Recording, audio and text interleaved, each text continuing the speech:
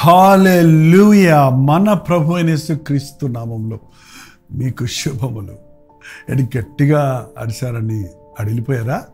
అదే ఒకవేళ మత్తులో ఉంటారేమో, నిద్రలో ఉంటారేమో, మళ్ళీ మేలుకొల్పాలని హల్లెలూయా అనేది నేను కొంచెం బిగ్గరగా అంటున్నాను. కంగారు పడకండి, ప్రభువును స్తుతించండి, లేవండి, మేల్కొనండి అని ప్రతిరోజు 7 గంటల వరకు నిద్రపోయే వారి కోసం మరి దేవుని మేల్కొల్పును మీకు అందించాలని దేవుని వాక్యాన్ని మీద తీసుకొస్తున్నాను. రండి మరి ఈరోజు దేవుని వాక్యాన్ని ధ్యానిద్దాం. పరిశుద్ధుడా, ప్రేమగల తండ్రి, నీకు వందనములయ్యా. మరొక రోజు ఇచ్చావయ్యా, మరొకసారి నిన్ను స్తుతించే భాగ్యము నీ కృప కొరకు కనిపెట్టుకునే ఆశ మాకు దయచేయమని క్రీస్తు నామములో అడుగుచున్నాము తండ్రి, ఆమేన్. శ్రమల్లో చిక్కుకున్నారండి? నష్టాల్లో పడిపోయారా? నష్టపోయారా? దోచుకొనబడ్డారా? మోసగించబడ్డారా?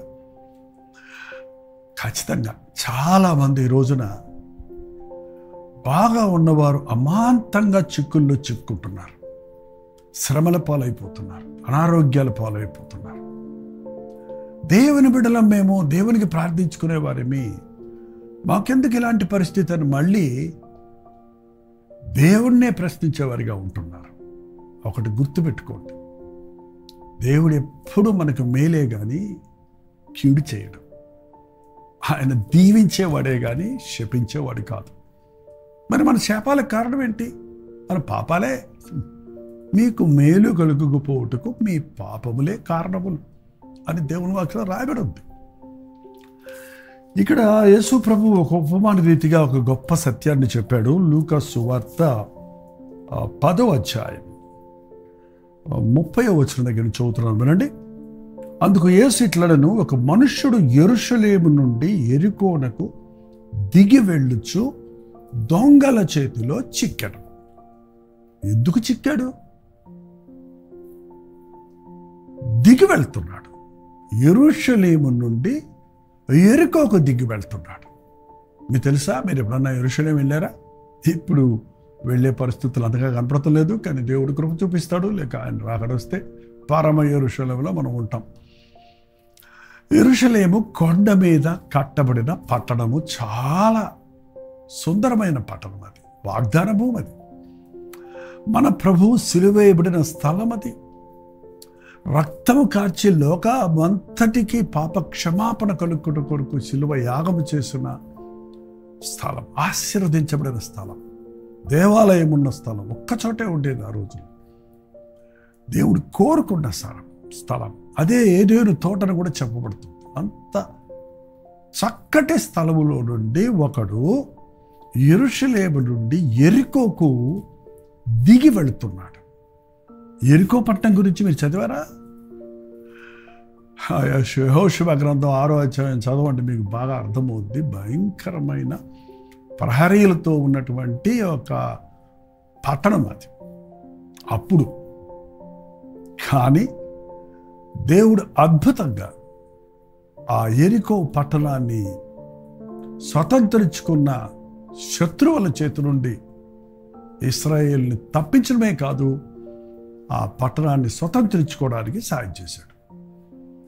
అంతేకాదు ఒక మాట చెప్పాడు, ఇది యెరికో శపితమైన స్థలము, ఇక్కడ పాపం పెరిగిపోయిన స్థలం, ఇది వ్యాపార కేంద్రం, ఇది ఈ స్థలంను ఎవరు మళ్ళీ తిరిగి కట్టకూడదు, ఈ పట్టణంలో శపితమైనది అని చెప్పాడు. అప్పటి నుండి మనం ఫాస్ట్ ఫార్వర్డ్ వెళ్తే ఇప్పటి వరకు యెరికో పట్టణం ఇంకా ఉందండి.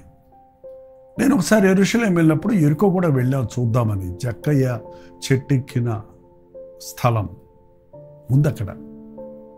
యెరికో పట్టణము ఇటు యెరూషలేములో నుంచి యెరికోకి వెళ్తే ఇక్కడ ఎంతో అద్భుతంగా చక్కటి సీనరీస్తో, చక్కటి కొండలతో ఉంది.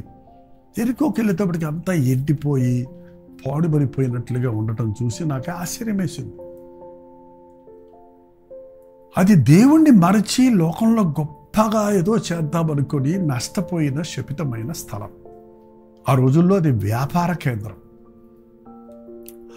దుర్వ్యాపారాలకు అది స్థలం. ఇక్కడ ఈ వ్యక్తి, యెరూషలేములో ఉన్న వ్యక్తి యెరికోకి దిగి వెళుతున్నాడు.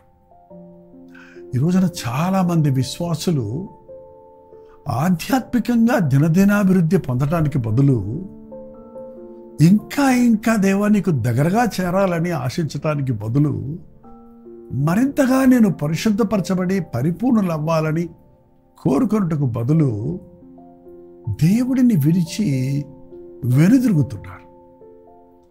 నీచ స్థితికి దిగజారిపోతున్నారు. మరలా విడిచిపెట్టిన వాటి కొరకు కకృతి పడుతున్నారు. కుక్క తన వాంతికి తిరిగినట్లు అను సామెత వీరికి సరిపోయింది అని ప్రభు చెప్పినట్లుగా ఒకప్పుడు నాకు వద్దిది అని చిచి అని వాంతి చేసిన దాన్ని ఎవ్వరు మళ్ళీ దాన్ని వాంతి వైపు చూడరండి. మీకు ఎప్పుడన్నా వాంతులు వచ్చాయా? ఆ వాంతులు చూసుకొని ఏమైనా ఆనందిస్తారా? చూడటానికి అసహ్యంగా ఉంటుంది. మన కడుపులో నుంచే వచ్చింది, నోట్లో నుంచే బయటపడింది. కానీ అది తొందరగా కడిగేసుకోవడానికి చూస్తాం, దాన్ని పడేయడానికి చూస్తాం. కానీ కుక్కని మీరు ఎప్పుడైనా గమనిస్తే అది వెళ్ళి వాంతి చేసుకొని మళ్ళీ దాన్ని నాకు తినేస్తుందంటే, అవును చూడండి, కావాలంటే అబ్జర్వ్ చేయండి. దానికి ఒక్కదానికి అలాంటి బుద్ధి. అందుకే ప్రభు అన్నాడు, కుక్క తన వాంతికి తిరిగినట్లు ఈ రోజున మనుషులు విడిచిపెట్టిన పాపాన్ని అసహించుకొని అవును నేను పాపిని అని చెప్పి ఆ త్రాగుడు విడిచిపెట్టి, ఆ నీచ కార్యాలు విడిచిపెట్టి, అపవిత్రమైన కార్యాలు విడిచిపెట్టి ఇది వద్దు అనుకొని మళ్ళీ దాంట్లోనే తలదూర్చేవారిని ఈ రోజుల్లో ఎంతమంది చూస్తున్నామండి. చాలా జాగ్రత్తగా ఉండాలి. అందుకనే విశ్వాసం అయిన తర్వాత నీ హృదయాన్ని శుద్ధిగా కాపాడుకోవాలి. నువ్వు రక్షించబడిన తర్వాత, నువ్వు మారుమనసు పొందిన తర్వాత వాక్యంతో నీ హృదయాన్ని నింపుకోవాలి. లేకపోతే నిన్ను విడిచిపెట్టిన సాతాను వచ్చి చూచి, నీ హృదయం ఖాళీగా ఉండడం చూచి తనకంటే చెడ్డమైన 7 దయ్యాలు పట్టుకొని వచ్చి కూర్చుంటారు. మొదటి స్థితి కంటే, మునుపటి స్థితి కంటే కడపటి స్థితి భయంకరమైపోద్దని రాయబడినట్లు చాలామంది వాళ్ళ భక్తిలో దిగజారిపోతున్నారు, భక్తిహీనులైపోతున్నారు.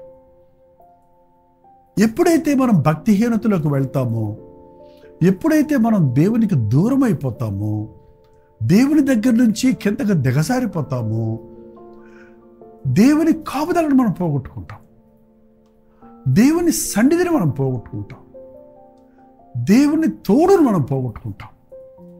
పాపము చేసేవాడితో దేవుడు ఉండడండి.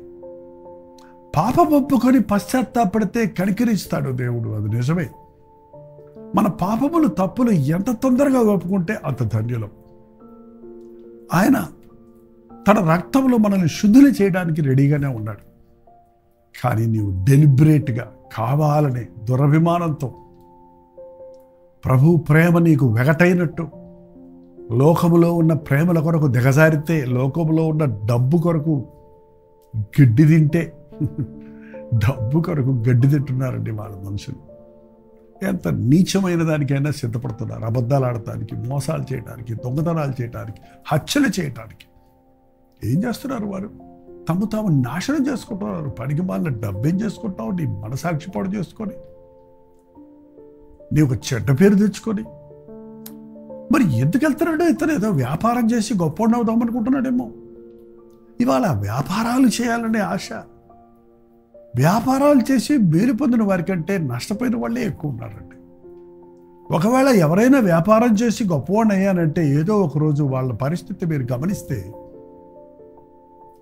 ఎంత ఆస్తున్నా నెమ్మది లేని స్థితితో, ఎలా వచ్చిందో ఆ అర్ధాంతరమైన ఆస్తి అలా పోయి మళ్ళీ మొదటి స్థితిలో పడే స్థితితో మీరు చూడగలుగుతారు. ప్రభునందు నమ్మిక ఉంచండి. దేవునికి దూరం అవ్వద్దు. లోకం కోసం దేవుణ్ణి విడిచిపెట్టకండి. దేవుని కోసం లోకం విడిచిపెట్టడం నేర్చుకోరండి. ఎవడైనా నన్ను వెంబడించగోరితే లోకాన్ని ద్వేషించాలి. తన ఇంటి వారిని, తన సొంత వారిని విడిచిపెట్టాలని వాక్యం చెప్తుంది. బంధువులు చెప్పారని, స్నేహితులు చెప్పారని, దేవునికి వాక్యానికి విరుద్ధంగా ఉన్న కార్యాల్లో నువ్వు పాలుపంపులు పొందినప్పుడు నష్టపోక, కష్టాలు పాలవక, అపవాది చేతుల్లో చిక్కుకొని దోచుకొనబడకుండా మరేం జరుగుతుంది? దొంగల చేతుల్లో చిక్కితే వారు అతని బట్టలు దోచుకొని అతన్ని కొట్టి కొరప్రాణాలతో విడిచిపెట్టిపోయారు. దేవుని కాపుదల మనం గుర్తించడం లేదండి. చూడండి, మన ఫోన్లకి కొంత కవరేజ్ ఏరియా అని ఉంటుంది. ఆ అవుట్ ఆఫ్ కవరేజ్ ఏరియాలోకి మనం వెళ్ళినప్పుడు ఆ కనెక్షన్స్ పనిచేయవు. అప్పుడు నువ్వు దేవుడికి ప్రార్థన చేసినా అది అక్కడ వినపడదు. నువ్వు అపవిత్రమైన స్థలంలో నువ్వు దేవునికి విరుద్ధమైన జీవితంలో దేవునికి దూరం అయిపోయి, నాకు దేవుని కాపుదల పోయింది ఏంటి అంటే, ఆయన కాదు పోవటం, నువ్వే దూరం అయిపోయావు. దానివల్లనే నష్టపోతున్నావు. కొరప్రాణాలతో విడిచిపెట్టబడ్డాడు. ఎంతమంది ఈ రోజున ఉన్నదంతా పోగొట్టుకొని, ఆరోగ్యాన్ని పోగొట్టుకొని, ఆస్తులు పోగొట్టుకొని, ఇంటి వారిని పోగొట్టుకొని, ఒంటరి వారే మిగిలిపోవటం, అనారోగ్యాల పాలై మంచాలబడటం. ఎందుకురా బ్రతుకుతున్నారన్న బ్రతుకును బ్రతికే స్థితికి దిగజారిపోవటం. ఒకప్పుడు మంచి విశ్వాసులు, ప్రార్థనా పరులు చెప్పబడిన వారు. ఎందుకు అలాంటి స్థితి? దానివల్ల దేవుని నామానికి దూషణ వస్తుందండి. ఈయన పాస్టర్ అన్నాడు, క్రైస్తవుడు అన్నాడు, సేవకుడు అన్నాడు, విశ్వాసం అన్నాడు, ఇలాంటి స్థితిలో దిగజారాడే అని దేవుని నామానికి దూషణ తెస్తున్నాం. అందుకేనండి ఎవరిని మింగుదునా అనే అపవాది వెతుకుచూ తిరుగుతున్నాడు. బోల్డ్ మంది మనుషులు ఉన్నారు కదా, వెతకాల్సిన అవసరం ఏంటి? దేవుని కొరకు పనికొచ్చేవాడు కావాలి సాతానికి కూడా, వాడిని పోడు చేయటానికి. దేవుడు వాడుకునేవాడు కావాలి సాతానికి, వాడిని తాను వాడుకొని దేవుని నామానికి సిగ్గు తీసుకురావడానికి. అపవాదికి చోటు ఇవ్వకండి. మెలకువగా ఉండి ప్రార్థించడని మళ్ళీ మళ్ళీ బైబిల్ చెప్తుంది. దేవుని చిత్తం లేకుండా కాలు బయట పెట్టొద్దు. దేవుని నిర్ణయమా కాదా అని తెలుసుకోకుండా ఎటువంటి నిర్ణయాలు చేయొద్దు. అప్పుడు నీవు చేయనదంతా సఫలమవుతుంది. కానీ నీ సొంత ప్రణాళికల్లో నువ్వు ముందుకు వెళ్తే నీకు ఉన్నది కూడా పోగొట్టుకునే పరిస్థితి తప్పక కలుగుతుందండి. కొరపడంతో కొట్టబడి పడి అక్కడ ఉంటే గాయాలతో ఆవిడ ఎవరతన్ని కనికరించాడు? యాజకుడు వచ్చాడు చూసిపోయాడు, లేవీడు వచ్చాడు చూసిపోయాడు. మనుషులు వస్తారు చూసిపోతారు, కావాలంటే ఈ రోజుల్లో వీడియోలు తీసుకొని పోతారు అంతే. ఏంటండి, ఎవరు నీకు ఆపత్కాలంలో సహాయం చేసేది? మంచి సమరయుడు వచ్చాడు. చూడగానే వాక్యంలో చూడండి, అతన్ని చూచి అతని మీద జాలిపడి దగ్గరికి పోయి నూనె ద్రాక్షరసం పోసి అతని గాయాలు కట్టి, నీ మీద జాలిపడేవాడు యేసు ప్రభు అక్కడేనండి. ఆయనే మన మంచి సమరయుడు. ఆయనే మన ప్రభు, మన రక్షకుడు, మనల్ని ప్రేమించినవాడు, మనల్ని చూచి జాలిపడేవాడు, మన మీద దయ చూపించేవాడు. అతనికి ఆ పడ్డవాడికి ఎటువంటి సంబంధం లేదు, కానీ అతన్ని చూచినప్పుడు అతనికి జాలిపడింది. నిజంగా మనం ఏ అర్హత ఉందండి దేవుడు మనల్ని కనికరించటానికి? కావాలనే మనం పాపాల్లోనికి వెళ్ళిపోయినప్పుడు, దేవునికి దూషించి దేవునికి వ్యతిరేకంగా నడుచుకుంటున్నప్పుడు, కొర ప్రాణాలతో కొట్టుకుంటున్నప్పుడు, నిత్య నరకానికి పోయే స్థితిలో దిగజారిపోయినప్పుడు కూడా నిన్ను చూచి జాలిపడేవాడు, నీకు మేలు చేసేవాడు, నీ కొరకు ప్రాణం ఇచ్చిన ప్రభు అయిన యేసు ఒక్కడే. అతన్ని చూచి జాలిపడి అతని గాయాలు కట్టి అతన్ని తన గాడిద మీద ఎక్కించుకొని అతన్ని ఎత్తుకొని అతన్ని పరామర్శించడం ఉందండి బైబిల్లో. అవును, నిన్ను చూచి జాలిపడే యేసయ్య నీవెంత కష్టంలో ఉన్నావో ఆయనకి బాగా తెలుసు. అందరూ నిన్ను చేయి విడిచిపెట్టేశారు కదా, ఎవరు నిన్ను పట్టించుకోవటం లేదు కదా, మనసులో నువ్వు కృంగిపోతున్నావు కదా. నీ చుట్టూ మనుషులు ఉన్నారేమో, నీ ఇంటి వారు అందరూ కూడా ఉన్నారేమో, కానీ ఎవ్వరు నిన్ను అర్థం చేసుకోవటం లేదు కదా. నీ డబ్బు కొరకో నీ బహిరంగమైన విషయాల కొరకో వారు నీతో ఉన్నారు, కానీ నిన్నుగా వారు ప్రేమించేవారిగా లేరు కదా. నష్టపోయి కుమిలిపోయి ఒంటరితనాన్ని అనుభవిస్తూ చావాలా బతకాలా అనే సందిగ్ధతలో పడున్న నిన్ను ప్రభు చూస్తున్నాడు. ఈరోజు ఈ సందేశం ద్వారా నేనున్నాను, నీ గాయాలు కట్టేవాడిని, నీ అవమానాన్ని తీసేసేవాడిని, నువ్వు పోగొట్టుకున్నవన్నీ తిరిగి ఇచ్చేవాడిని అని ప్రభు తన వాక్యం ద్వారా మనల్ని ఆదరిస్తూ ఉన్నాడు. నిన్ను ప్రేమించే ప్రభువుకు నీ జీవితాన్ని అప్పగించుకో.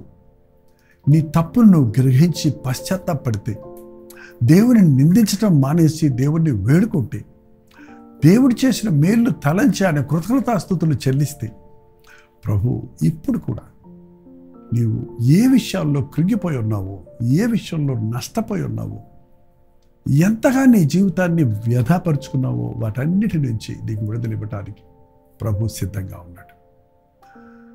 తాళవంచండి, ప్రార్థన చేసుకుందాం. పరిశుద్ధుడా, ప్రేమగల తండ్రి, ఒక్కసారి నీ బిడ్డలను చూడయ్యా. నీకు దూరమై శ్రమల పాలవుతున్న వారిని చూడయ్యా. నిన్ను మరచి, నిన్ను విడిచి లోకంలోనికి దిగజారిపోయిన వారిని చూడయ్యా.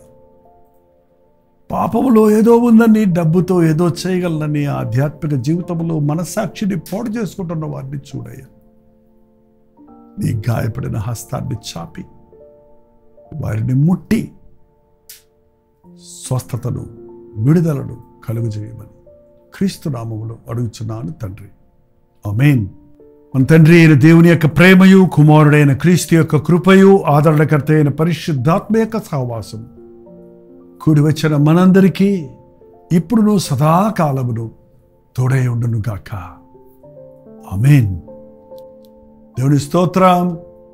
నిజంగా మీరు గాయపడి ఉంటే, బాధలో ఉంటే, ఒంటరిగా విడిచిపెట్టబడి ఉంటే, మంచం పాలై ఉంటే, నష్టపోయిన స్థితిలో ఉంటే, నాకెవ్వరు లేరని దిగులు చెందుతుంటే, వాళ్ళ మీతోనే ప్రభు మాట్లాడాడని విశ్వసించండి, మోకరించి ప్రార్థించండి. ఈ క్షణంలోనే ప్రభు మిమ్మల్ని సేద తీర్చి ఆదరించి మీరు పోగొట్టుకున్నవన్నీ మీకు ఇవ్వడానికి ఆయన శక్తి కలిగిన వాడు. మీకోసం మేము ప్రార్థన చేయాలంటే 954041 నెంబర్కి, మీరు ఇతర దేశాల్లో ఉంటే 91001008 నెంబర్కి టెక్స్ట్ లేక వాయిస్ మెసేజ్ ద్వారా మీ ప్రేయర్ బోర్డర్స్ పంపించండి. మీ నిమిత్తమై ప్రార్థిస్తున్నాం. మీరు కూడా ప్రార్థించండి. దేవుడు అద్భుతమైన విడుదలను, మేలును మనకు కలుగజేస్తాడు. Doctor Jaipal YouTube channel subscribe చేయటం, లైక్ చేయటం, ఇతరులకు షేర్ చేయటం మర్చిపోకండి. మీరు నిజంగా మేలు పొందుతున్నప్పుడు ఈ పరిచర్య ద్వారా మన అనేకులు మేలు పొందినట్లుగా మీరు ఇతరులకు షేర్ చేయండి. ప్రభు చిత్తమైతే మధ్యాహ్నం 3 గంటలకు హెచ్చరిక, అలాగే రాత్రి 9 గంటలకు కల్వరి ప్రతిధ్వనిలో మళ్ళీ కలుసుకుందాం. అంతవరకు దేవుని మహాకృప మీకు తోడైనది గాక.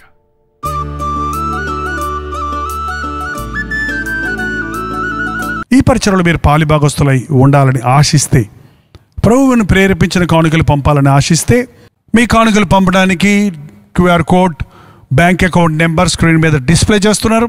8939393939 అనే నెంబర్కి మీరు కాల్ చేస్తే వివరాలు మీకు తెలియజేయబడతాయి.